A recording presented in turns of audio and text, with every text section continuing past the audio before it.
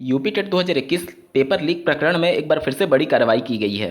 सरकारी नौकरियों में कंप्यूटर कोर्स को प्रदेश सरकार के द्वारा तय किया गया है। बीपीएससी पेपर लीक के बाद से परीक्षा को रद्द कर दी गई है। लेखपाल पीईटी कट ऑफ को लेकर के नया विवाद शुरू हो गया है। डीएलएड की सेमेस्टर परीक्षाएं प्रथम सेमेस्टर की आज से प्रारंभ हो रही हैं।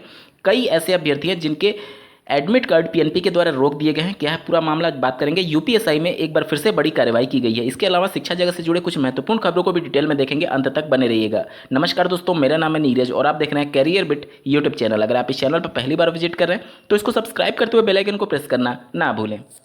जैसा कि आपको ज्ञात होगा, 28 नवंबर को यूपी टेट की पेपर लीक की वजह से निरस्त कर दिया गया था और अभी तक इस पर बड़ी कार्रवाइयां चल रही हैं। लगातार जो आरोपी थे उनकी धरपकड़ चल रही है। उसी के क्रम में आप देख पा रहे होंगे 7 आरोपियों पर इनाम घोषित किया गया है। उत्तर प्रदेश शिक्षक पात्रता परीक्षा में नकल की कोशिश के आरोप में पुलिस ने 22 लोगों को गिरफ्तार किया था। इसमें 9 रामपुर और 13 आजमगढ़ के रहने वाले थे। इस मामले में पूर्व ब्लॉक प्रमुख समेत 7 आरोपी फरार चल रहे हैं। इन पर पुलिस अधीक्षक ने 10-10 हज़ार रुपये इनाम घोषित किया है। उत्तर प्रदेश राज्य सरकार के द्वारा राज्य स्तरीय सरकारी नौकरियों में कंप्यूटर कोर्स को तय किया गया है। इसके संदर्भ में आप आर्टिकल देख पा रहे होंगे। सरकार ने जारी की कंप्यूटर पाठ्यक्रमों की सूची। नई भर्तियों में मान्य होंगे ये कोर्स। सरकारी नौकरियों के लिए कंप्यूटर कोर्स तय किए गए हैं। कुल 28 कंप्यूटर पाठ्यक्रमों को मान्यता दी गई है। यहाँ पर समीक्षा अधिकारी और कंप्यूटर ऑपरेटर पर भर्ती के लिए, इसके अलावा जहां पर भी कंप्यूटर की जानकारी मांगी जाती है उसमें ये सभी कोर्सेज पूरी तरीके से वैलिड माने जाएंगे। अब कौन कौन से कोर्स हैं इसके संदर्भ में ऑफिशियल नोटिफिकेशन देख लेते हैं। दिनांक 5 मई 2022 को उत्तर प्रदेश में अपर मुख्य सचिव के द्वारा समस्त अपर मुख्य सचिव और समस्त विभाग के अध्यक्ष और समस्त मंडल आयुक्त जिलाधिकारी को ये पत्र लिखा गया है। आप स्क्रीन पर देख पा रहे होंगे। कंप्यूटर कोर्स ओ लेवल तथा इसकी समकक्षता निर्धारित किए जाने के संदर्भ में कई वैकेंसीज में ओ लेवल का सर्टिफिकेट मांगा जाता है और एक कमेटी बनाई गई थी कौन कौन से कोर्स ओ लेवल के समकक्ष माने जाए। तो यहाँ पर आप देख सकते हैं कुल 28 कोर्सेज को यहाँ पर मान्यता दी गई है। पहला देख सकते हैं DOAP, DOMA, ADC, ADCA। इसके अलावा अन्य कोर्सेज के नाम भी आप स्क्रीन पर देख पा रहे होंगे। तो जहाँ पर जिस वैकेंसी में ओ लेवल का सर्टिफिकेट मांगा जाएगा, अगर आप इन सभी 28 कोर्सेज में से कोई भी एक कोर्स किए हैं तो आप उस भर्ती प्रक्रिया में शामिल हो पाएंगे। इसके अलावा बहुत से अभ्यर्थियों का ये डाउट रहता है कि अगर उन्होंने BSc IT किया हुआ है या फिर बीटेक किया हुआ है, BE किया हुआ है, तो कंप्यूटर एक सब्जेक्ट के रूप में वो पढ़ते हैं, तो क्या वो इसके समकक्ष माना जाता है। आप स्क्रीन पर देख पा रहे होंगे 5वें नंबर पॉइंट पर, स्नातक स्तर पर एक विषय के रूप में कम से कम 1 वर्ष कंप्यूटर साइंस कंप्यूटर एप्लीकेशन रहा हो। यानी कि अगर बीटेक की बात की जाए या फिर BE की बात की जाए तो सेमेस्टर प्रणाली चलती है, यानी कि 6 माह का एक सेमेस्टर होता है। तो कम से कम 2 सेमेस्टर मिला करके तभी आपका 1 वर्ष माना जाएगा।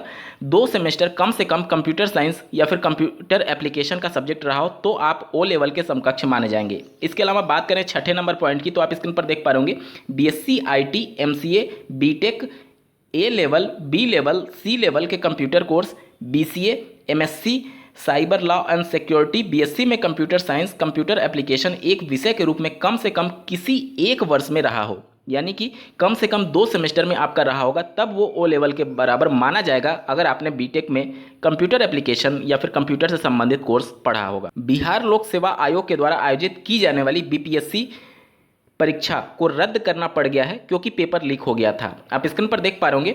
इसके बाद से बिहार लोक सेवा आयोग की 3 सदस्यीय जांच टीम ने चेयरमैन को देर शाम रिपोर्ट सौंपी। साइबर सेल इस पूरे जो पेपर लीक होने के बाद से जो वायरल हुआ है उसकी जांच करेगा।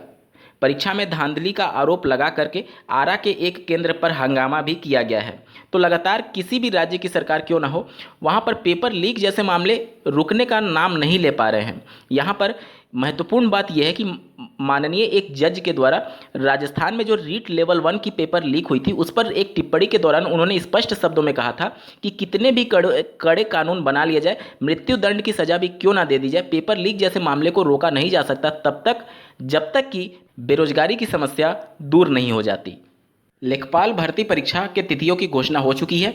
इसके बाद से लगातार ट्विटर पर अभ्यर्थियों के द्वारा जो कट ऑफ जारी किया गया है पीईटी का लेखपाल के लिए, उसका विरोध किया जा रहा है। अभ्यर्थी लगातार ये मांग कर रहे हैं कि इसका कट ऑफ भी निश्चित होना चाहिए, जिस प्रकार से यूपी टीईटी का कट ऑफ निश्चित होता है और उसके ऊपर जितने अभ्यर्थी पाए होंगे उन सबको मुख्य परीक्षा में शामिल कराना चाहिए। यहाँ पर आप देख पा रहे होंगे अभ्यर्थियों की मांग ये है कि सामान्य अभ्यर्थी के लिए 50 अंक और ओबीसी SC ST अभ्यर्थी के लिए नॉर्मलाइज्ड स्कोर में 45 अंक निर्धारित किया जाए। 9 मई 2022 को दिन सोमवार को 10 बजे उत्तर प्रदेश अधीनस्थ सेवा चयन आयोग पर उपस्थित होकर के अभ्यर्थी इसके संबंध में ज्ञापन भी देने वाले हैं। साथ ही अभ्यर्थियों ने ये भी चेतावनी दी थी कि अगर उनकी मांगों को नहीं माना गया तो वह इस मामले को कोर्ट में भी चुनौती देंगे। DLED 2021 बैच के प्रथम सेमेस्टर की परीक्षा आज से प्रारंभ हो रही है।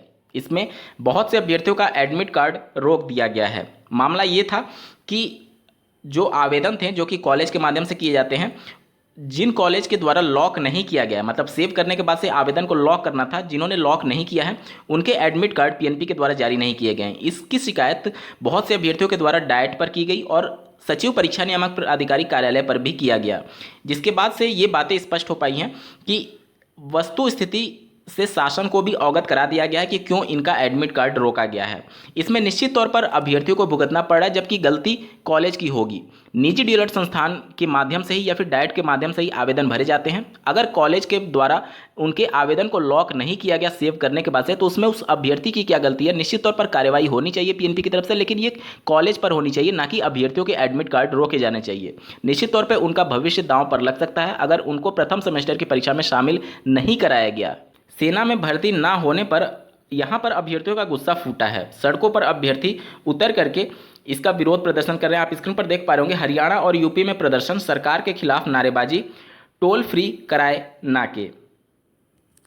लगातार UPSI में अभ्यर्थियों की जांच कराई जा रही है, जिनके द्वारा गलत या फिर अनुचित साधनों का प्रयोग करते हुए UPSI परीक्षा पास की गई है, उन पर बड़ी कार्रवाई करते हुए फिर से सॉल्वर के सहारे दरोगा बनने जा रहे 12 और को पकड़े गए हैं। स्क्रीन पर आप UPSI में अनुचित साधन या फिर गलत तरीके से चयनित अभ्यर्थियों को देख पा रहे होंगे। दरोगा भर्ती परीक्षा में 12 और जालसाज परीक्षार्थी गिरफ्तार।